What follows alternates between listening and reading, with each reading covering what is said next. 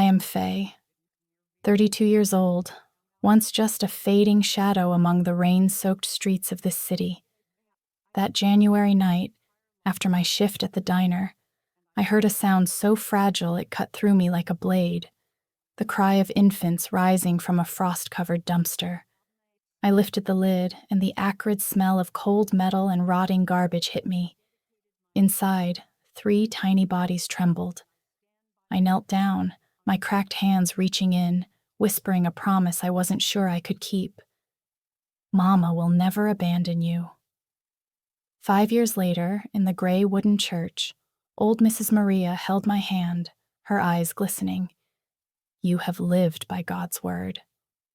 Light from the stained glass windows spilled across my shoulders as the entire row of pews nodded in agreement. For the first time, I was no longer invisible, no longer just the waitress or the daughter my mother rejected. I was a mother.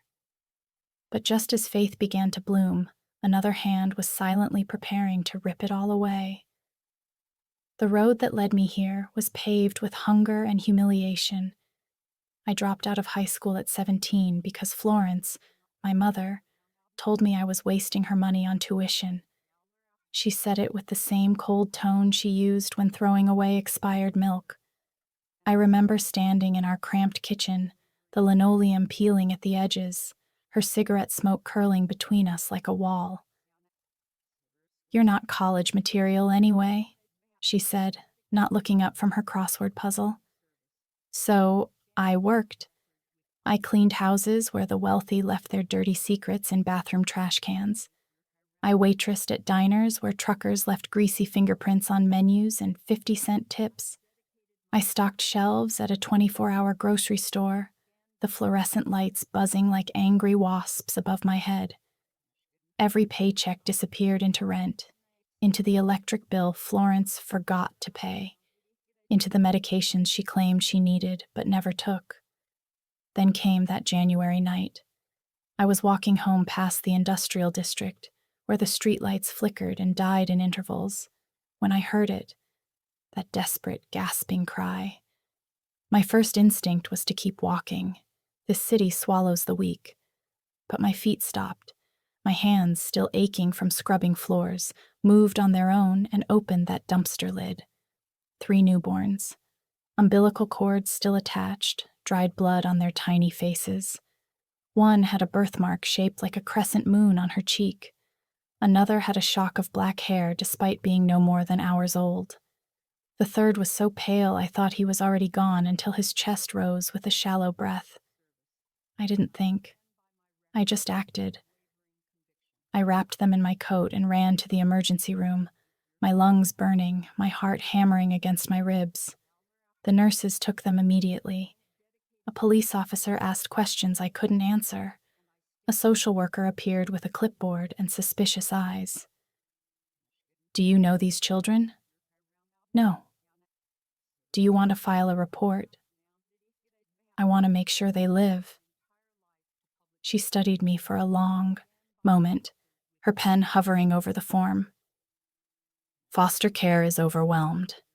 If no relatives come forward, they'll be separated. The word separated hit me like a fist. These 3 had survived together in that freezing dumpster. They had clung to life together. And now the system wanted to rip them apart? I'll take them, I said. The social worker blinked. You? I'll take all 3. What followed was a bureaucratic nightmare. Background checks, home inspections, interviews with Florence, who told the caseworker I was unstable and impulsive. But I fought. I signed every form, attended every meeting, turned my tiny studio apartment into a space suitable for 3 cribs. I worked 4 jobs. Mornings at the bakery, afternoons cleaning offices, evenings waitressing, and late nights doing online data entry. Sleep became a memory. Food became whatever was cheapest.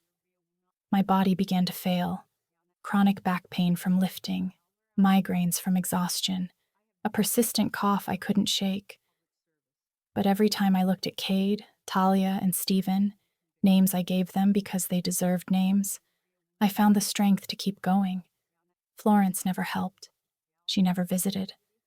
On the rare occasion she called, it was to berate me. "You're throwing your life away for 3 bastards who aren't even yours," she'd say, her voice dripping with contempt. "You could have been something. Now you're just a glorified babysitter." I stopped answering her calls after the first year, but the sacrifices continued. When Cade needed surgery for a hernia, I sold my car and took 3 buses to work. When Talia developed pneumonia, I stayed up for 72 hours straight, monitoring her breathing, too terrified to sleep. When Stephen had night terrors, I held him until dawn, singing lullabies my own mother never sang to me. The neighbors whispered. Some admired me, most pitied me, a few called me foolish. Mrs. Chen from upstairs would leave casseroles by my door without knocking. Mr. Rodriguez, the building superintendent, never charged me late fees. These small kindnesses kept me human. But the world at large? It saw me as a charity case, a cautionary tale, the woman who picked up trash and called it treasure. Then, 3 years after I found them, everything shifted. It happened on a Tuesday. Cade had fallen at the playground and split his lip. I was at the police station filing a report about my stolen bike when a man rushed in, frantic, asking about a hit and run near the park. He was tall, with dark hair graying at the temples, wearing an expensive suit that was now wrinkled and stained. His eyes, dark blue, almost navy, were wild with panic. "My car was stolen from the hospital parking lot," he said to the officer. "Gray Mercedes, license plate." I interrupted without thinking. "I saw a gray Mercedes speeding past the park 20 minutes ago. It nearly hit a stroller. The driver was a woman, blonde, wearing sunglasses." He turned to me, and for a moment time stopped. There was something in his gaze, desperation mixed with gratitude, that felt uncomfortably intimate. "Did you see which direction?" "East, toward the industrial district." He thanked me, his hand briefly touching my shoulder before he rushed out with 2 officers. I thought that would be the end of it. But fate, it seemed, had other plans. 2 weeks later, I was at the pediatrician's office with all 3 kids. Talia had an ear infection, Stephen needed his vaccinations, and Cade was bouncing off the walls as usual. The waiting room was packed. I was juggling a crying baby, a squirming toddler, and a 5-year-old who kept trying to climb the magazine rack when I heard a familiar voice. "You." I looked up. It was him, the man from the police station. He looked different now, calmer, more put together, but those navy eyes were unmistakable. "You're the woman who helped me," he said, moving closer. "They found my car because of your description. I never got to properly thank you." Cade chose that moment to grab his leg. "Mister, are you a policeman?" He laughed, crouching down to Cade's level. "No, buddy. I'm just someone who lost something important, and this lady helped me find it." "Mama helps everyone," Talia piped up from my arms, her voice nasally from congestion. His eyes flickered to me with new understanding. "Mama?" I felt my cheeks burn. "Yes, these are my children. Cade, Talia, and Stephen. 3 under 5. You're either very brave or very crazy." "Both," I admitted, and he laughed again. He introduced himself as Harrison Donnelly. The name meant nothing to me until he handed me his card. CEO of Donnelly Enterprises, one of the largest real estate development firms in the state. I nearly dropped it. We talked while waiting for the doctor. He told me he'd been at the hospital visiting his mother when his car was stolen. I told him about the kids. Not the whole story, just enough. He seemed genuinely interested, not in the way people usually are when they're being polite, but with real curiosity. When they called my name, he stood. "Can I take you all to lunch? As a thank you?" I should have said no. I should have recognized the danger of letting someone like him into our world. But Cade was tugging at my hand, saying, "Please, Mama, please." And I was so tired of saying no to everything. So I said yes. Lunch turned into ice cream. Ice cream turned into a play date at the park. Harrison Donnelly, Billionaire CEO, pushed my kids on swings and didn't seem to mind when Stephen threw up on his shoes. He listened when I talked about their nightmares and developmental milestones. He laughed at Cade's terrible knock-knock jokes. And slowly, carefully, over months of chance encounters and planned meetups, he told me his story.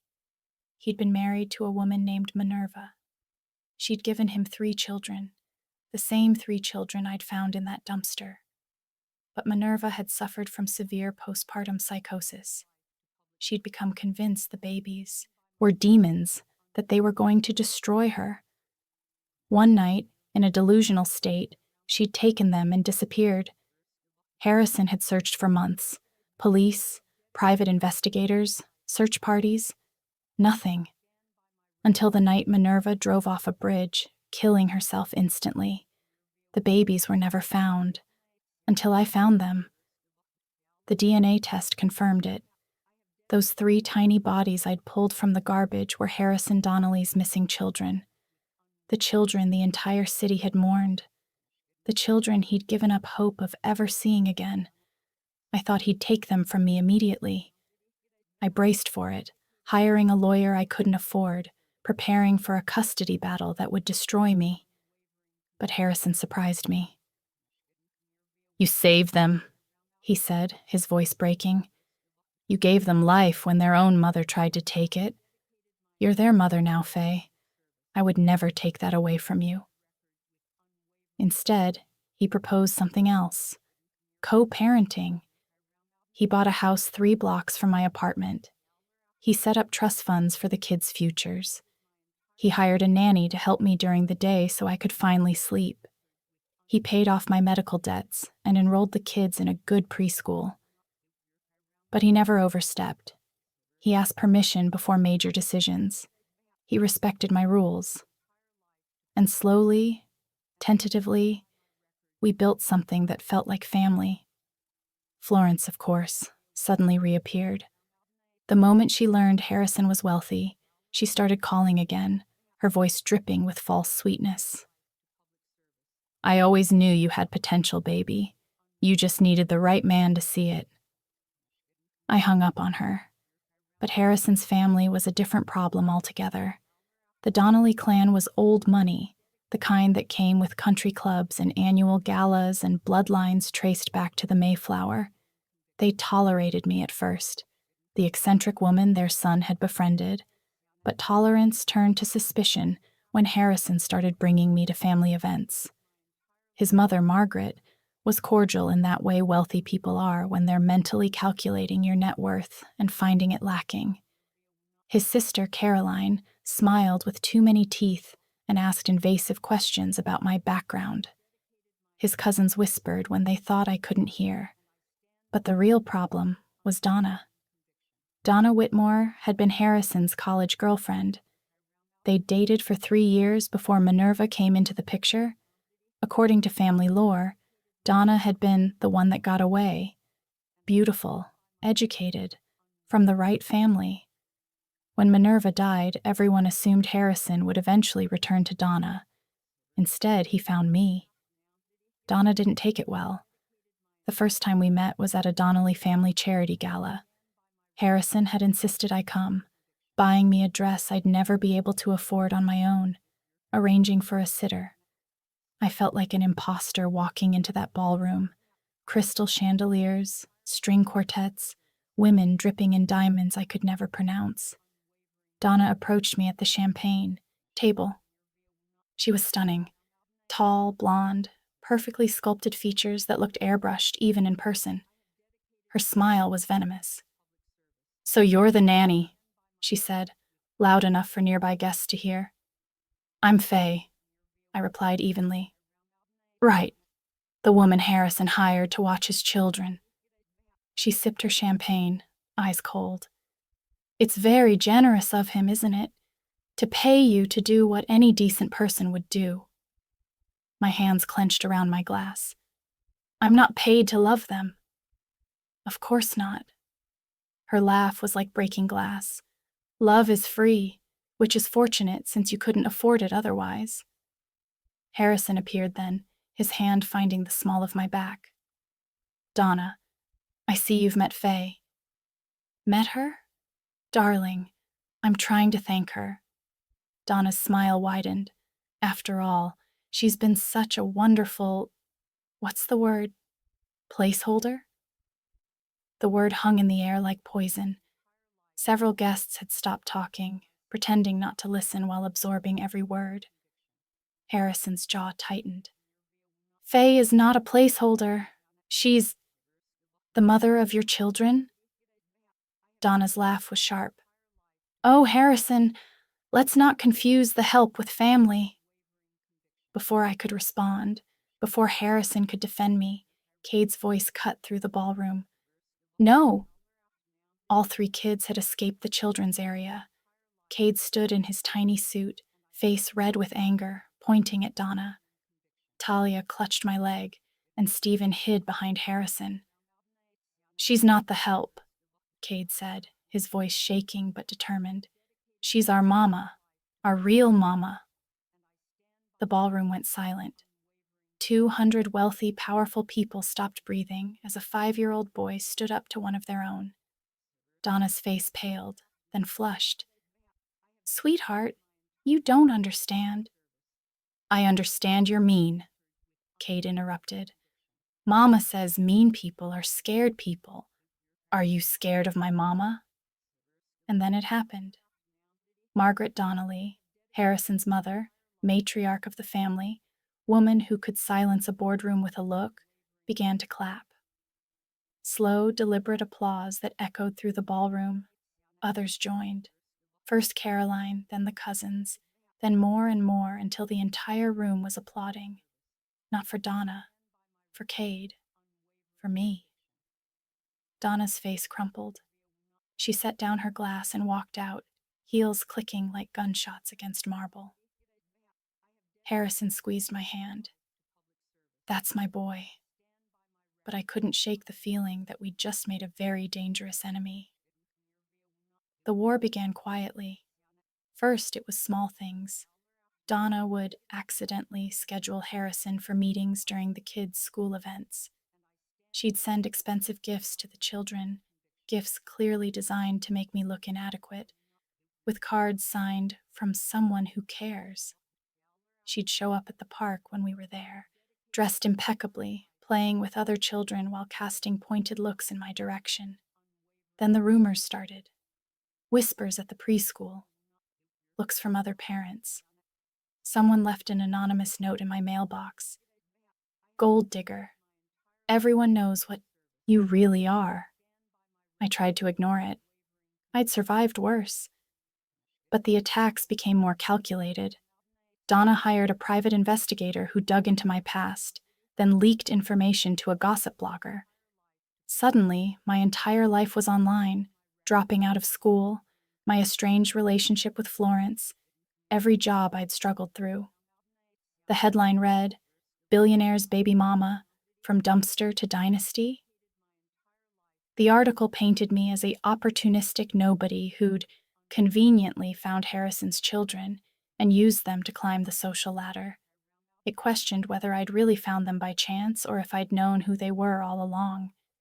It included photos of me looking exhausted outside the grocery store, unflattering angles that made me look predatory. Harrison threatened to sue, but the damage was done. Parents at the preschool started avoiding me. Invitations to playdates stopped. One mother actually pulled her child away when Talia tried to hug him, but the real blow came at the hospital. Stephen had developed a persistent fever. We rushed him to the emergency room at 3 a.m, all of us still in pajamas. The attending physician was an older man with silver hair and cold eyes. He examined Stephen perfunctorily, then turned to me. And you are? His mother. He glanced at Harrison, then back at me. Biological mother? Does it matter? For medical history, yes. His tone was clipped, dismissive. Harrison stepped forward. She's been his mother since birth. She knows his medical history better than anyone. I see. The doctor made a note. And the biological mother? Deceased. How convenient. The words were quiet, but they landed like a slap. I felt my face burn. Harrison's hand found mine, squeezing so hard it hurt. What did you say? Harrison's voice was dangerous. The doctor didn't flinch. I said it must be convenient. A tragic death, an opportunistic rescue, and now you're playing house with someone else's children. Get out, Harrison said. Excuse me? Get out. I want another doctor. Now. The man's face reddened. Mr. Donnelly, I don't care what you think. I want someone who will treat the mother of my children with respect. A nurse hurried in, clearly having heard the commotion. Dr. Mitchell, perhaps Dr. Santos can take over? Dr. Mitchell left, his white coat snapping behind him like a flag. The nurse smiled apologetically at me. Dr. Santos is wonderful. She's been here for years. You'll like her. Dr. Santos was indeed wonderful, a warm Latina woman who listened, who asked me detailed questions about Stephen's symptoms, who treated me like a mother instead of an imposter. Stephen's fever broke within hours. It was just a virus. But as we sat in the hospital room, Stephen sleeping between us, Harrison told me something that made my blood run cold. Dr. Mitchell is Donna's uncle. Of course he was. The attacks escalated. Donna started showing up at our house, technically Harrison's house, though he'd been pushing me to move in.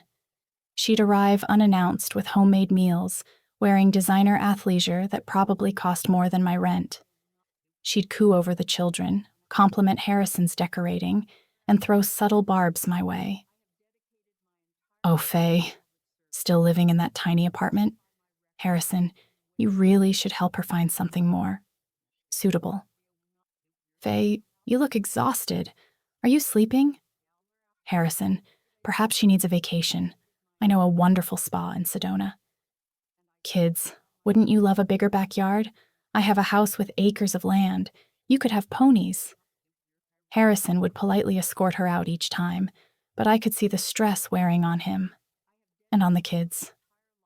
Cade started having nightmares again. Talia became clingy. Stephen stopped smiling. Then came the dinner. Margaret Donnelly invited the entire family to the estate for a formal dinner. Harrison tried to decline, but his mother insisted. We need to present a united front, she'd said cryptically. I wore the nicest dress I owned, a simple navy number from a thrift store. Harrison wore a suit. The kids wore matching outfits he'd bought them, looking like tiny adults. The Donnelly estate was exactly what you'd expect. Sprawling grounds, a house that could fit my apartment building inside it, staff in formal uniforms. We were led to a dining room with a table so long you could land a plane on it. 20 family members were present, Caroline and her husband, cousins I'd never met, Margaret at the head of the table like a queen, and of course Donna, seated strategically next to Margaret. The dinner started cordially enough. Small talk about business, about the weather, about upcoming holidays. The food was exquisite, courses I couldn't identify, prepared by a private chef. The kids were surprisingly well behaved, though I could see Cade's leg bouncing under the table. Then, during dessert, Margaret stood. I want to thank everyone for coming, she said, her voice carrying the weight of authority. Family is everything to the Donnellys, which is why what I'm about to say is so difficult. My stomach dropped. Harrison's hand found mine under the table. There have been rumors about Harrison's personal life, about the children's situation, about their caretaker. Her eyes flickered to me. I think it's time we address these rumors directly. Donna smiled into her wine glass. These children, Margaret continued, are Donnelly blood. They deserve stability. They deserve a mother figure who understands our world, our values, our expectations. Mother, Harrison started, but Margaret raised a hand. Let me finish, Harrison. I know you care for Miss Faye. She did a kind thing, finding the children. But kindness doesn't qualify someone to raise a Donnelly. The room was silent. I could feel 20 pairs of eyes on me. Then Florence spoke. I hadn't even seen her. She must have been invited separately, seated in the shadows near the far end of the table. But now she stood, and for the first time in my life, my mother looked like a force of nature. With all due respect, Mrs. Donnelly, Florence said, her voice steady despite the trembling in her hands. You don't know a damn thing about qualifications. Margaret blinked. Excuse me? My daughter. Florence walked toward me, each step deliberate. My daughter, who I failed for years, who I told wasn't good enough, wasn't smart enough, wasn't anything enough. My daughter found 3 babies dying in a dumpster and didn't hesitate. She worked 4 jobs to feed them. She stayed up 72 hours when they were sick. She turned down dates, friendships, opportunities, everything, because those children needed her. Florence's hand landed on my shoulder. I couldn't breathe. You want to talk about qualifications? My daughter has been their mother every single day for 5 years. Not when it was convenient. Not when it looked good for the cameras. Every single day. Her voice cracked. I watched her slowly kill herself to keep those babies alive. I watched her choose them over and over and over again, and I'm ashamed that it took me this long to say what everyone in this room should already know. She turned to face Margaret directly. If you deny my daughter, you deny every sacrifice she's made. You deny those children's right to be with the only mother they've ever known.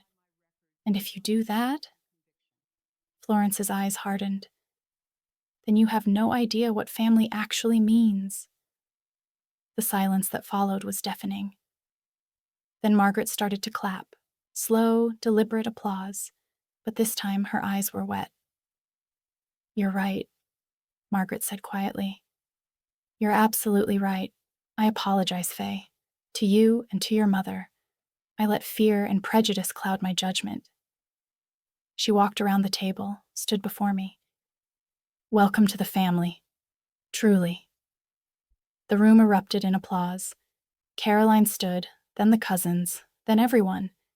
Everyone except Donna, who sat frozen, her face a mask of barely contained rage. Harrison pulled me close, kissing my temple. The kids cheered, not really understanding, but feeling the shift in energy. Florence squeezed my shoulder, tears streaming down her face.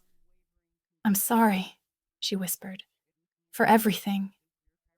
I couldn't speak. I just nodded, throat too tight with emotion.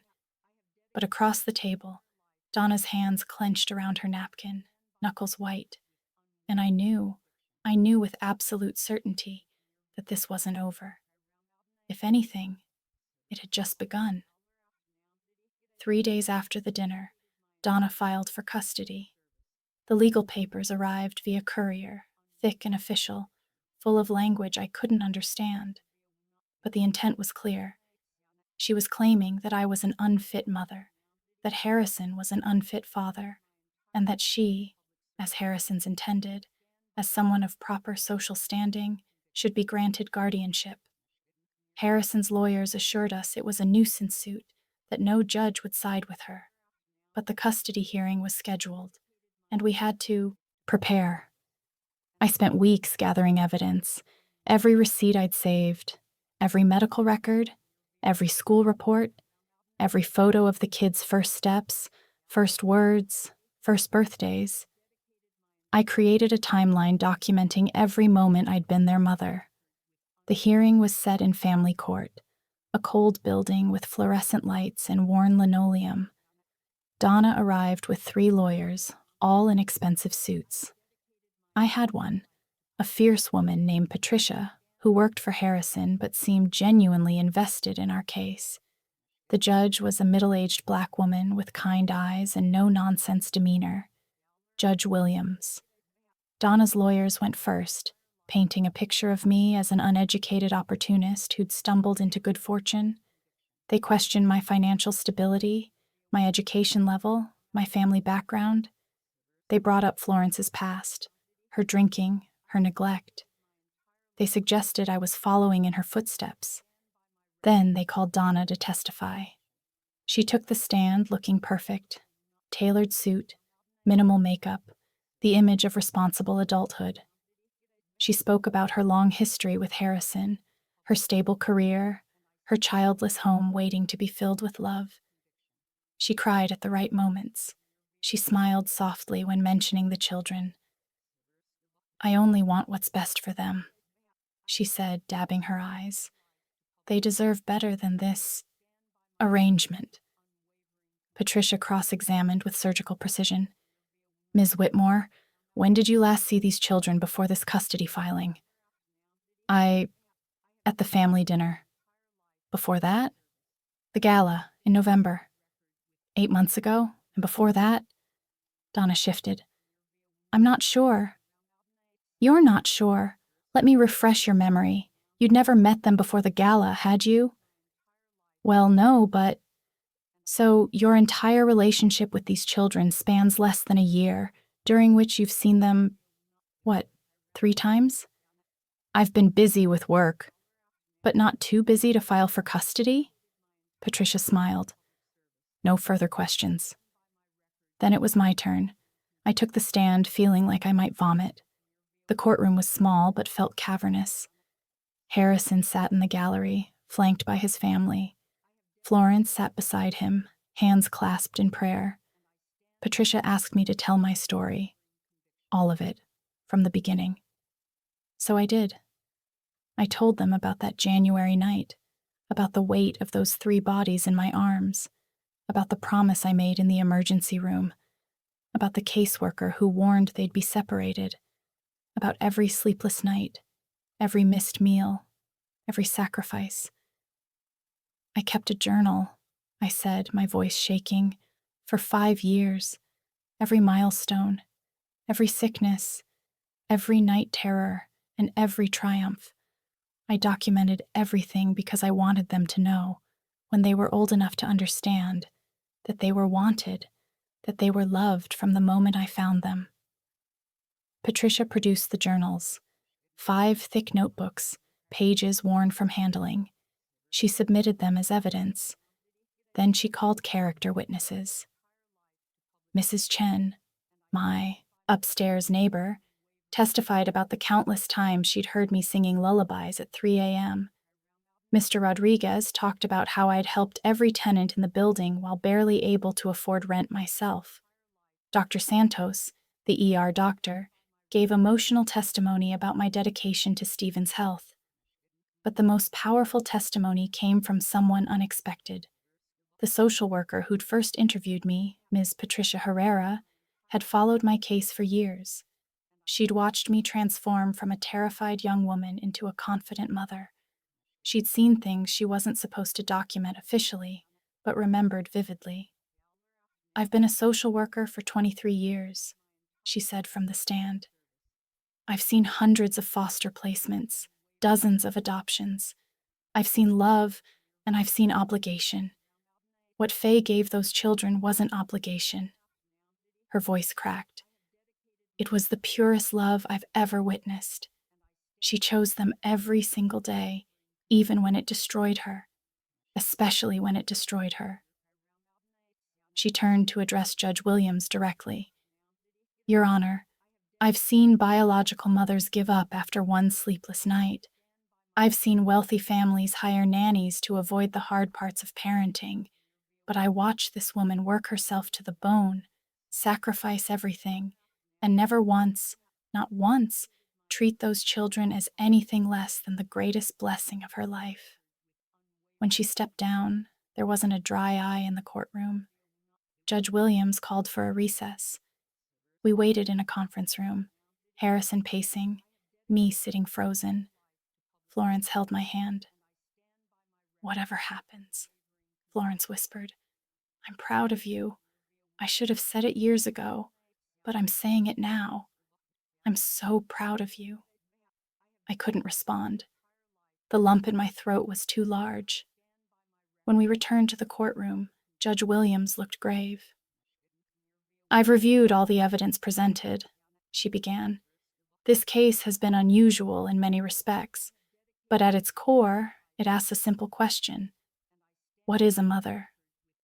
She looked at Donna. "Ms. Whitmore, you present a compelling case for stability and resources, but motherhood isn't about stability. It's not about resources or social standing. It's about sacrifice. It's about showing up day after day, even when, especially when, it's hard." Then she looked at me. "Ms. Fay, you saved those children's lives. But more than that, you gave them a childhood. You gave them love, consistency, dedication. You gave them a mother." She shuffled her papers. "This court finds no grounds for Ms. Whitmore's petition. The children will remain in the joint custody of their biological father, Harrison Donnelly, and their legal guardian, Fay." She paused, looking at Harrison. "Pending any changes the parties wish to make voluntarily." The gavel came down. We'd won. Donna stood abruptly, her chair scraping loudly. She looked at me with such venom I actually stepped back. Then she walked out, her lawyers scrambling after her. Harrison pulled me into his arms. Florence hugged us both. The kids, who'd been in a separate room with a court-appointed supervisor, were brought in, confused but happy to see us smiling. "We won?" Kate asked. "We won," Harrison confirmed. But even as we celebrated, even as relief flooded through me, I couldn't shake the memory of Donna's face. That wasn't the look of someone who'd accepted defeat. That was the look of someone planning revenge. 2 months later, Harrison proposed. It wasn't a grand gesture, no flash mob, no elaborate setup. Just the two of us on the porch after putting the kids to bed, the summer air thick with fireflies and possibility. He pulled out a simple ring, his hands shaking. "I don't want you to be their guardian anymore," he said. "I want you to be my wife, their mother. Not because a court says so, but because it's the truth." I said yes before he finished the question. We planned a small wedding, family and close friends only. Nothing ostentatious, despite Margaret's protests. We wanted the kids involved, wanted it to feel like a celebration of the family we'd built, not a society event. The ceremony was scheduled for September in Margaret's garden. Simple, beautiful, meaningful. Donna wasn't invited, obviously. That should have been my first warning. 3 weeks before the wedding, Harrison was scheduled to give a keynote address at a major real estate conference. It was a big deal. Potential investors, media coverage, the whole production. He'd been working on the speech for months. The night before, we went to dinner to celebrate. Just the two of us, the kids staying with Florence, who'd proven surprisingly competent as a grandmother once she stopped fighting it. We were at a nice restaurant. Not too fancy, but nice. Candles, white tablecloths, wine that didn't come from a box. We talked about the wedding, about honeymoon possibilities, about the future. Harrison looked happier than I'd ever seen him. We left around 10, walking to his car parked in the nearby garage. The city was alive with summer energy. Couples strolling, street musicians playing, the smell of food trucks mingling with car exhaust. Harrison opened my door first, always the gentleman. Then he walked around to the driver's side. That's when I saw her. Donna, standing at the garage entrance, phone in hand. She was filming us. When she saw me notice her, she smiled and walked away, disappearing into the crowd. "Harrison," I said, uneasy crawling up my spine. I saw her, he replied grimly. Let's just go home. But something felt wrong. The air felt charged, electric with potential disaster. Harrison started the car. We descended the parking garage's spiral ramps, heading toward the exit. Normal. Everything was normal. Until the brakes failed. Harrison pumped the pedal. Nothing. We were gaining speed, the car accelerating down the ramp toward the sharp turn at the bottom. Hold on. Harrison yanked the emergency brake. It slowed us, but not enough. He steered, hard, scraping against the concrete wall with a horrible screech of metal. The car spun, tires screaming. We hit the wall at the bottom of the ramp. Not hard enough to deploy airbags, but hard enough that my head snapped forward, neck wrenching. The world tilted, pain exploding behind my eyes. Then silence. Faye? Faye? Harrison's hands on my face, checking for blood. Are you hurt? I'm okay. I wasn't sure if it was true, but I said it anyway. You? I'm fine. The brakes. They just stopped working. Garage security arrived, then police, then paramedics. They checked us both, declared us shaken but uninjured. Harrison's car was towed. The police took statements, said they'd investigate. But I knew. Deep in my bones, I knew. Harrison hired his own investigators, 2 former detectives named Logan and Bert, who came highly recommended. They examined the car, pulled security footage, did the work the police moved too slowly on. What they found chilled me to my core. The brake lines had been cut. Not a clean cut, that would be too obvious, but deliberately damaged, just enough that they'd fail under pressure. And the security footage from that morning showed someone familiar accessing Harrison's car. Donna, wearing a maintenance uniform and a baseball cap, but unmistakably her. But there was more. Logan and Bert dug deeper into Donna's past, into her connection to the Donnelly family. What they found rewrote everything. 5 years ago, Donna had been having an affair with Harrison, while he was married to Minerva. While Minerva was pregnant, Minerva had found out. That's what triggered her psychotic break, not random postpartum depression, but the devastating betrayal of discovering her husband's infidelity. The knowledge that Donna was waiting in the wings, and Donna had been there the night Minerva took the babies. Surveillance footage from that January night, footage the police had dismissed as irrelevant, showed Donna's car following Minerva's. Showed Donna watching as Minerva placed the babies in those dumpsters. Showed Donna doing nothing, calling no one, letting 3 infants freeze to death because with them gone, Harrison would be free. But Minerva had crashed her car before Donna could comfort Harrison, and I had found the babies, ruining Donna's plan. So she'd waited, plotted, tried to take them through legal means, and when that failed, she decided to eliminate Harrison instead. If she couldn't have him, no one would. And if he died in an accident, the kids would be orphaned again, giving Donna another chance. It was psychotic. It was calculated. It was absolutely true. Logan presented the evidence to the police. Harrison filed a restraining order. Donna was arrested within 24 hours. But the damage was done. The media exploded. Every news outlet picked up the story, the deadly love triangle, the babies in the dumpster, the woman who tried to kill for love. We couldn't go anywhere without cameras. The kids couldn't understand why strangers kept shouting questions at us. Harrison held a press conference, hoping to control the narrative. He stood at a podium outside his office building, me beside him, cameras flashing like lightning.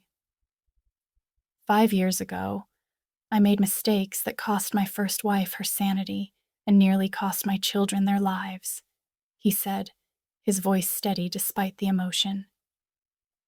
I have spent every day since trying to atone. I thought I'd lost them forever.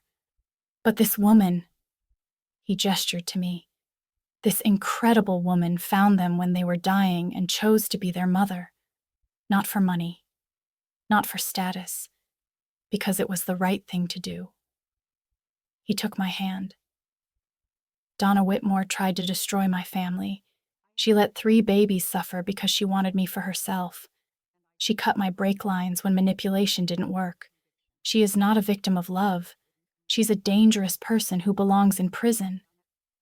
The reporters erupted with questions. One voice cut through. Mr. Donnelly, are you saying Faye is the children's real mother?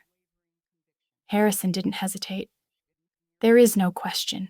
She is the only mother they've ever known, the only mother they will ever need. More questions, more chaos.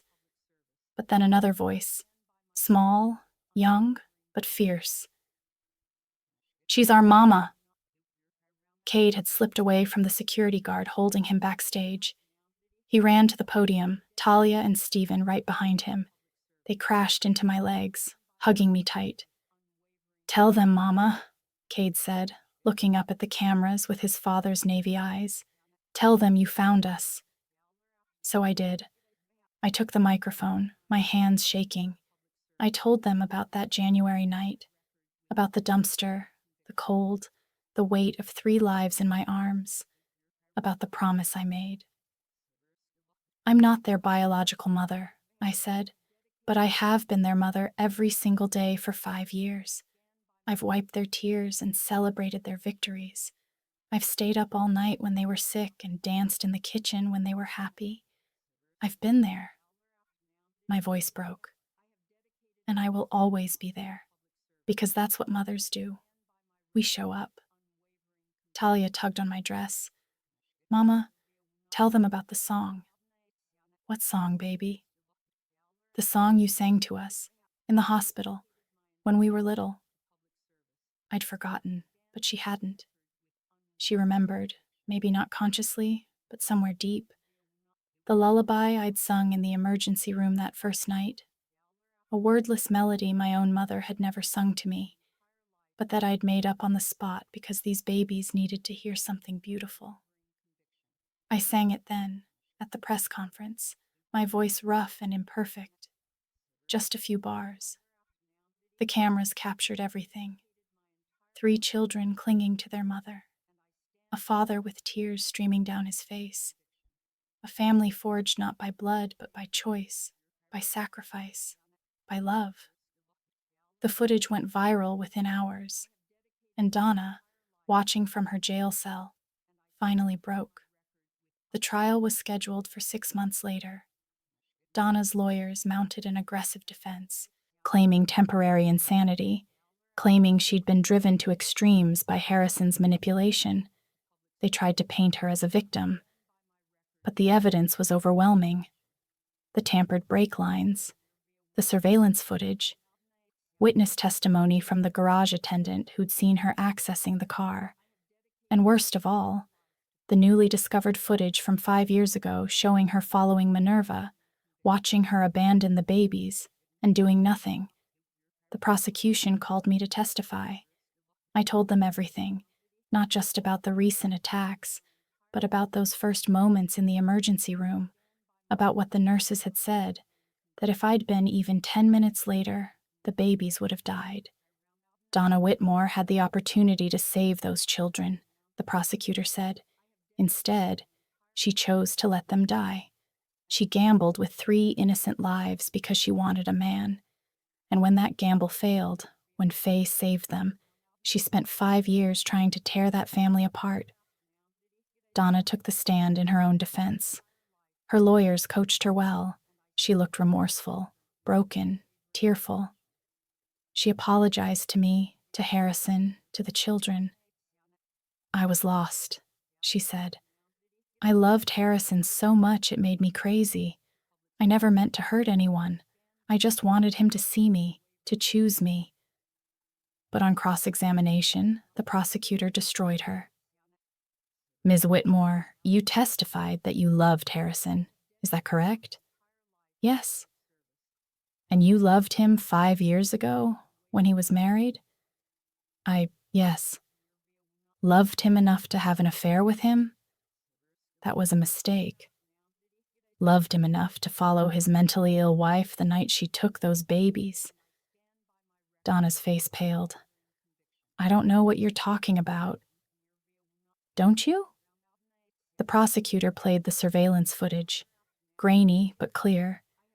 Donna's car, distinctive with its custom license plate, following Minerva's sedan, stopping when Minerva stopped, watching. That's not... I was just... You were just what, Ms. Whitmore? Just watching? Just waiting?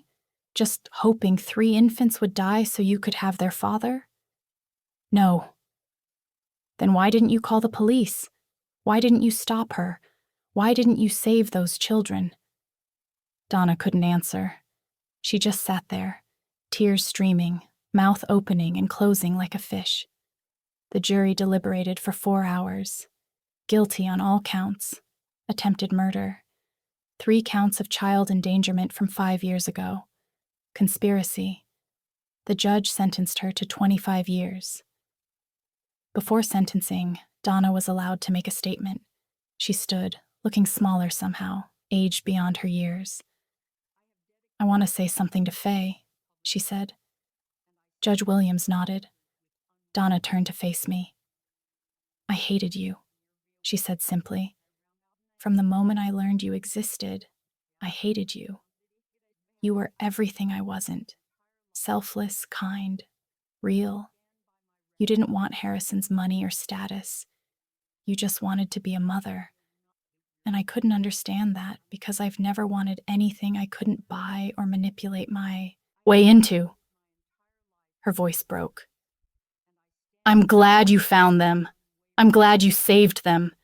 Because if Harrison had ended up with me, those kids would have been accessories.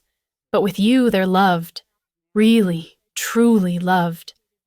She wiped her eyes. I hope someday you can forgive me. But I understand if you can't. They led her away in handcuffs. I felt Harrison's hand in mine, felt the kids pressing against my legs. I should have felt triumphant. We'd won. Justice had been served. But all I felt was tired. Tired of fighting. Tired of proving myself. Tired of the media circus and the court dates and the constant scrutiny. I just wanted to go home. So we did. We left the courthouse through a back entrance, avoiding the cameras. We drove to the house, our house now, all of us together. We made dinner together, the kids helping in their chaotic way. We ate at the kitchen table, talking about nothing important. And for the first time in months, we felt like a normal family.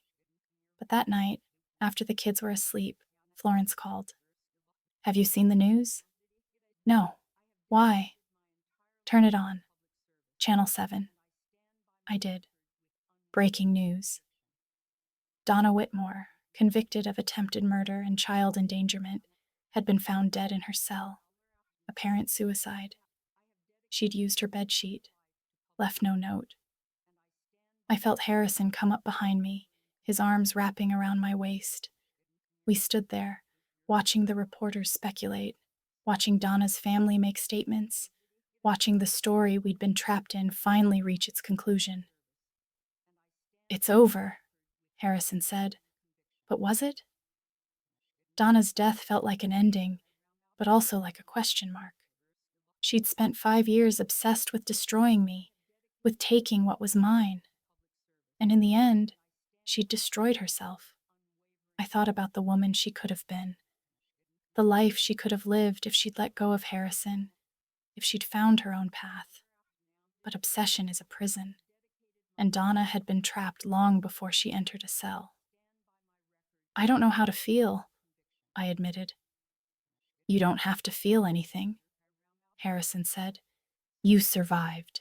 The kids survived. That's all that matters. But it wasn't. Not quite. Because Donna's death brought something else. Media attention we couldn't escape. Every news outlet wanted to interview me, wanted the story of the woman who'd found 3 babies in a dumpster and built a family from tragedy. Most I declined.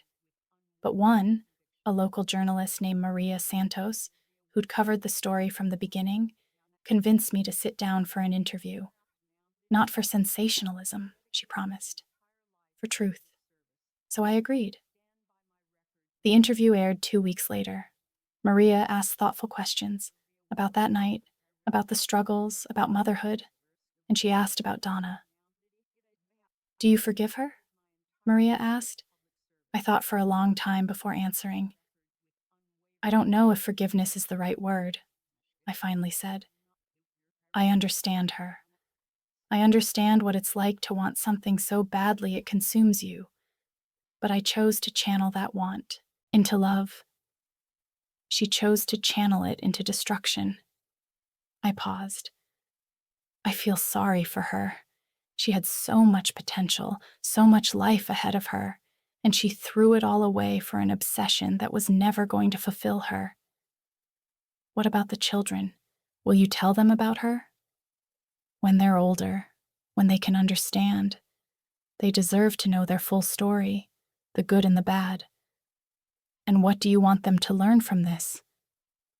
That love is a choice, that family is built, not born, and that the hardest thing in the world is showing up every single day, even when it's difficult, especially when it's difficult.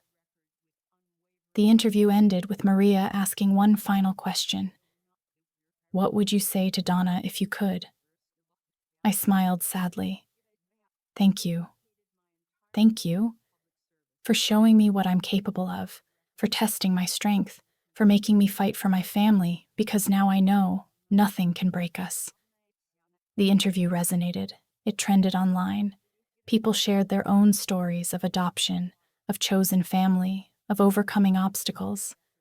I received thousands of messages from women who'd felt invisible, unworthy, less than. And somewhere in all that noise, I realized something.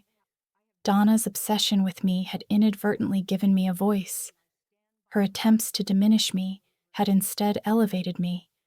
Her darkness had illuminated my light. It was a paradox I'd spend years unraveling. 6 months after Donna's death, Harrison and I finally got married. The wedding was everything we'd wanted. Small, intimate, meaningful. Margaret's garden transformed into a fairy tale of string lights and wildflowers. The kids were part of the ceremony, each with their own role.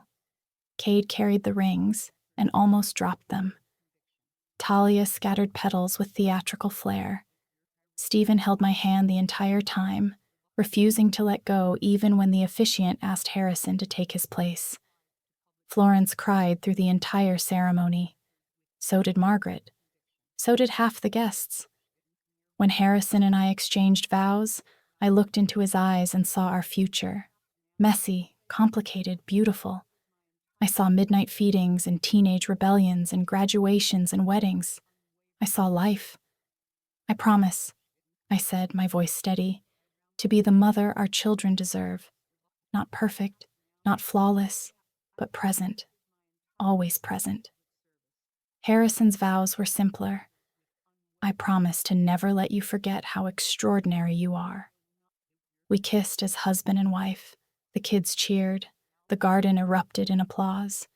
And for the first time since that January night 5 years ago, I felt complete. The reception was joyful chaos.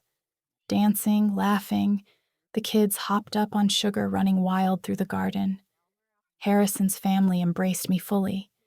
No more whispers, no more judgment. I was a Donnelly now, for better or worse. Near the end of the night, Florence pulled me aside. We sat on a bench near Margaret's rose bushes, the party continuing without us. I've been a terrible mother, she said.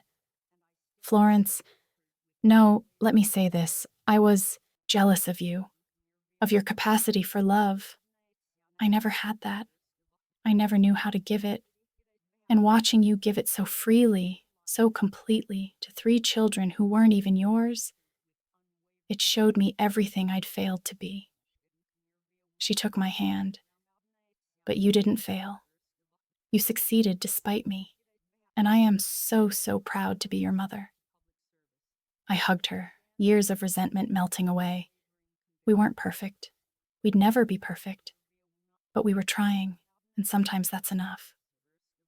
As the party wound down, Harrison and I stood at the edge of the garden, watching the kids chase fireflies in the dusk. Cade caught one in his hands, then opened them to let it go, laughing as it flew away. "What are you thinking?" Harrison asked.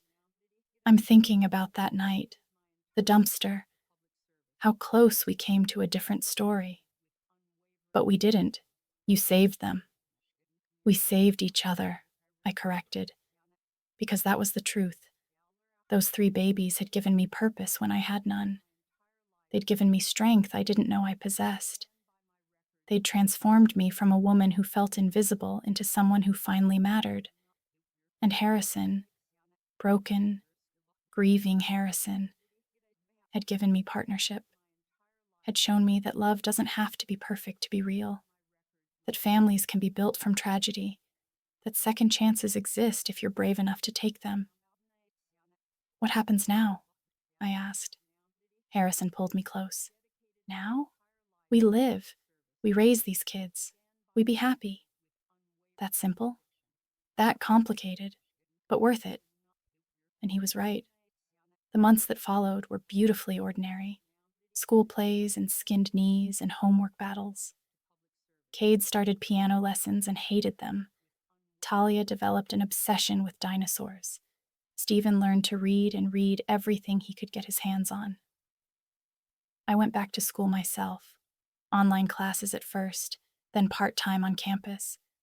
I studied social work, wanting to help other women who felt as lost as I once had. Harrison supported me completely, rearranging his schedule to be home with the kids when I had classes.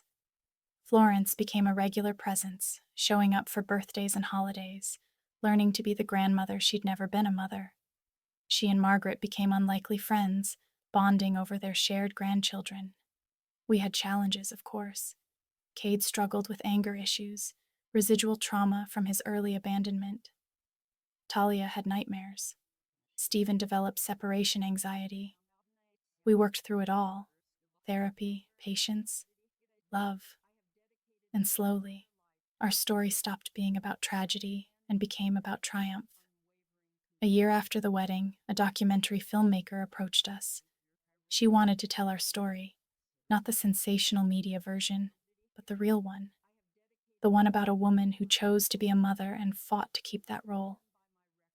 I was hesitant. We'd finally found peace. Did I really want to relive the trauma? But Harrison made a good point. Think about all the messages you got after the Maria Santos interview. Think about all the women who saw themselves in you. Your story could help people. So I agreed, on one condition: the kids would be protected. No filming them without supervision. No invasive questions. No exploitation. The filmmaker, a woman named Rebecca Chen, agreed. What followed were months of interviews, of diving deep into memories I'd tried to bury. It was exhausting, emotional, cathartic. The documentary premiered at a film festival 18 months later. Harrison and I attended the screening, nervous and excited. The theater was packed. As the credits rolled, there wasn't a dry eye in the room. The audience stood, applauding, some openly weeping. Rebecca had done it. She'd told our story with nuance, with respect, with truth. Afterward, people approached me, women mostly, sharing their own stories of adoption, of foster care, of choosing to love children who weren't biologically theirs, thanking me for giving them representation, for showing that motherhood comes in many forms. One woman, probably in her 70s, with silver hair and warm eyes, grabbed my hands. "My daughter was adopted," she said, "and for years, I worried she didn't see me as her real mother. But after watching your story, she called me. She said she finally understood that biology doesn't matter, that I've been her real mother all along." She was crying. So was I. "Thank you," she whispered. "Thank you for telling this story." That's when I understood the real gift of what had happened. My pain, my struggle, my fight, it hadn't just saved 3 children. It had given hope to countless others. It had validated the experiences of women who'd been told their love didn't count because it wasn't biological. It had mattered. The documentary won awards. I did more interviews, became an advocate for foster care reform. I spoke at conferences, wrote articles, used my platform to shine light on the broken system that almost separated my kids. But through it all, my priority remained the same: being present, being their mother. 3 years after the wedding, we moved into a bigger house, one we chose together, all of us. Big backyard, room for the kids to spread out, space for Florence and Margaret when they visited. It wasn't the Donnelly estate, but it was ours. The kids thrived. Cade found his passion in soccer, channeling his energy into something positive. Talia's dinosaur phase evolved into a love of science. We spent countless weekends at museums, her peppering paleontologists with questions. Stephen's reading led to writing. By age 8, he'd written 3 novels, 20 pages each, about space adventures. I finished my degree, started working part-time at a nonprofit that helped young mothers navigate the foster system. The work was hard, often heartbreaking, but deeply fulfilling. Harrison scaled back his business involvement, wanting to be more present for the family. We had date nights, actual conversations that weren't about logistics. We fell deeper in love, the kind of love that comes from weathering storms together. And Florence transformed. She volunteered at the nonprofit with me. She babysat regularly. She became the mother I'd always needed, just 30 years late. Better late than never, she said once, and I agreed. Life wasn't perfect. We still had hard days, arguments, challenges, but we faced them together, as a family.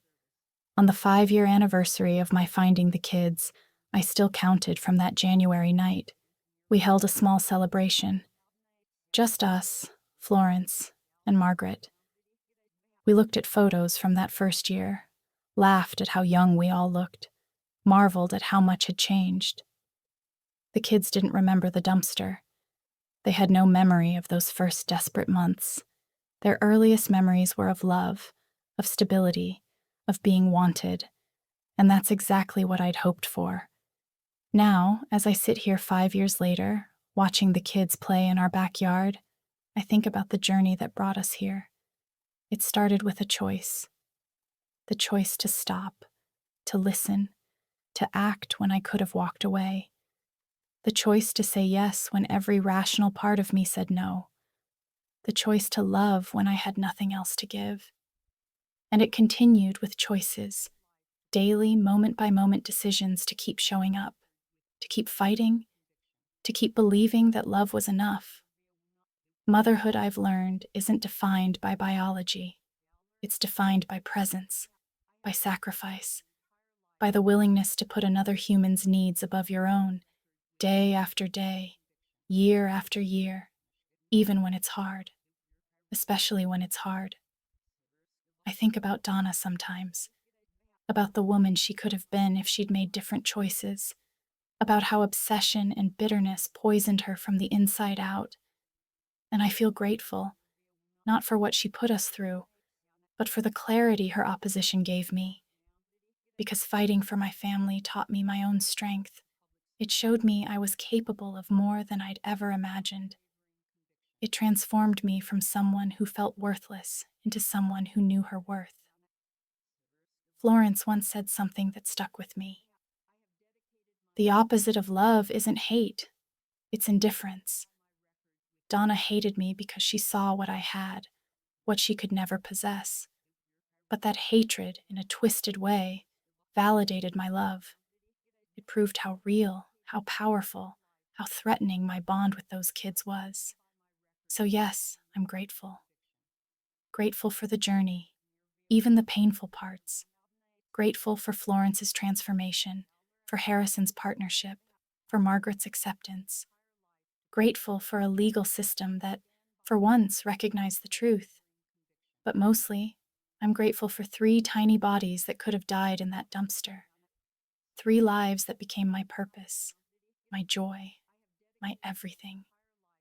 Cade is 12 now, all lanky limbs and attitude.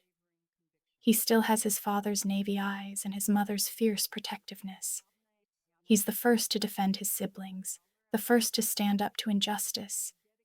He wants to be a lawyer when he grows up, to fight for people who can't fight for themselves.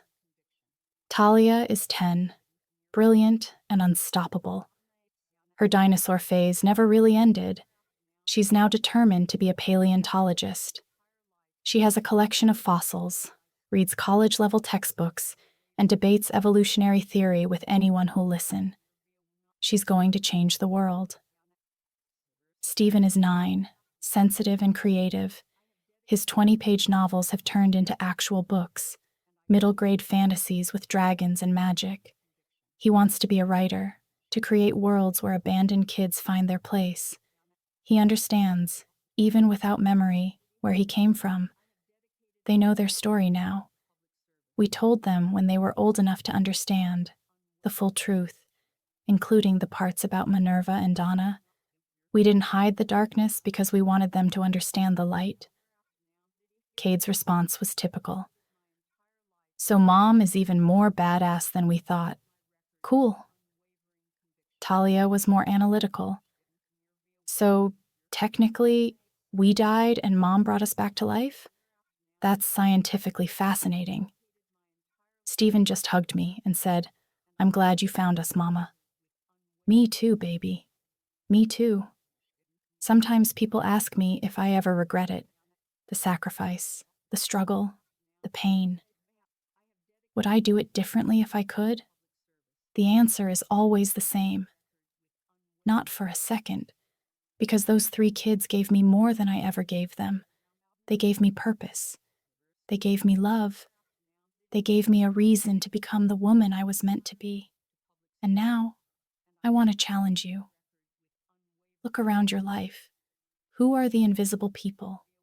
Who are the ones struggling, sacrificing, fighting battles no one sees? Maybe it's a single parent working 3 jobs.